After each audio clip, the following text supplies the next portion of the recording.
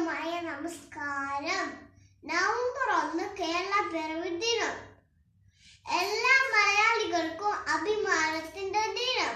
കേരളം കഥകളിയുടെയും കേൾകൂട്ടിന്റെയും തീയത്തിന്റെയും നാട്, ദൈവത്തിന്റെ സ്വന്തം നാട്. മലയും പുഴയും കടലും ഒക്കെയുള്ള പച്ചപ്പ് നിറഞ്ഞ നാടാണ് കേരളം. കേരവിഷങ്ങൾ തിങ്ങി നിൽക്കുന്നത് കൊണ്ടാണ് കേരളം എന്ന പേര് വന്നത്. കേരളത്തിലെ ഭാഷ മലയാളമാണ്.